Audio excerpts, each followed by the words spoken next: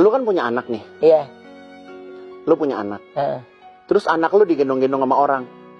Lu gedek nggak ngeliatnya? Nggak apa-apa. Kenapa? Lu nggak cemburu? Nggak cemburu. Nah. Ya, sekarang ada orang yang baik, masa lu marah? Lu ngapain?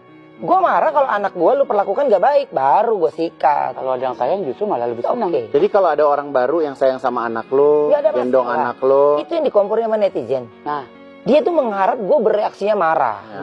Oh iya. Ini maksud gue maksudnya ini gue pertanyaan gue nih, gue udah dari kemarin nih gue udah pengen ngomong nih, tapi gue takut reaksi dia, iya kan? Jadi lu sebegitunya.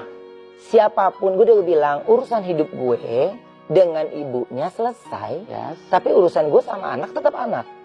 Ibunya berhak untuk mau menceritakan, mau menjalankan hidup yang baru kan silakan.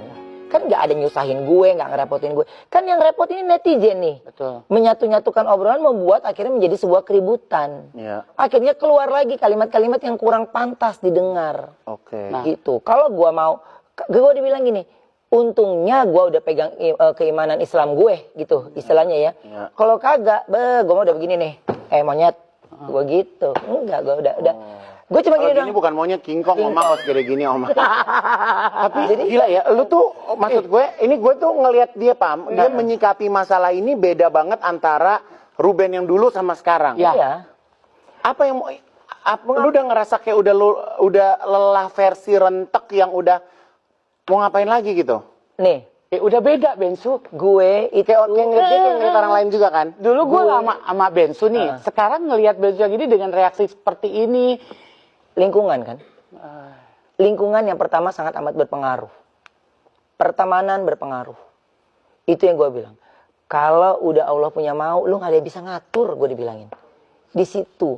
Tapi kalau orang ngomong, wah gini, orang masih sibuk aja tentang gue berpindah keyakinan. Masih ini. Aduh, lu sinting. Ya. Lu sinting. Lu kasih tahu, kalau lu tanya ke gue, lu nggak marah? Ngapain marah?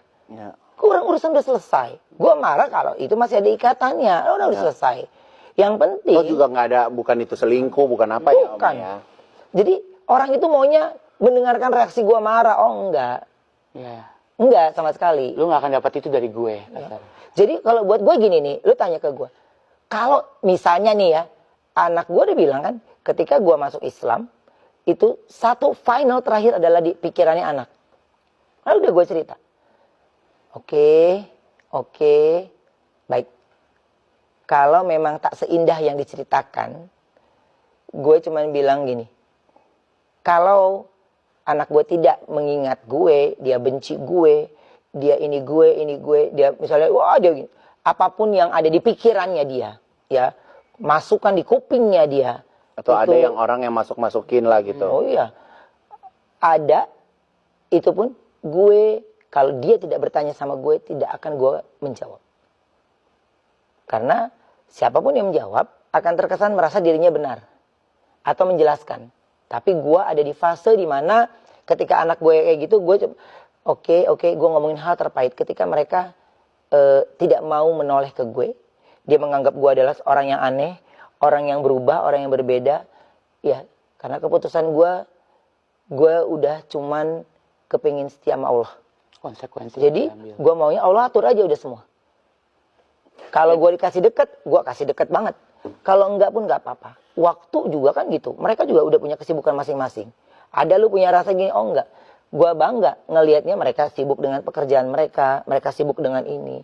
Jadi mau apapun itu, ya dia anak. Anak ya tetap anak. Ya. Jadi sekarang gue harus merubah polanya. Bagaimana, oh iya gini. Oh iya, oke. Jadi ketika pada saat gue tahu, pada saat gue apapun resikonya, apapun itu, mau mereka ingat atau tidak, mau mereka marah atau tidak, jadi jawaban gue cuman, ya Allah saya ikhlas. Gue ikhlas aja. Ikhlas tuh mahal ya. Wah, lu nggak bisa, lu makanya jangan gini, udah ikhlasin aja deh, kayak bisa ngomong aja. Itu, ya. Lu harus jalanin dulu, cobain, bener-bener, wah.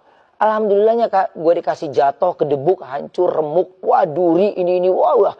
Lu sampai kayak hidup lu kayak bener-bener di bawah keset ya? Jauh di bawah itu lagi. Tapi siapa manusia yang ada nemenin gue? Nggak ada. Nggak ada. Gua harus. Itu yang selalu gue bilang. Jadi kemarin gue pergi haji segala macem, gue nggak bawa asisten. Ternyata hidup sendiri itu jauh lebih nikmat dibandingkan hidup rame-rame sama orang.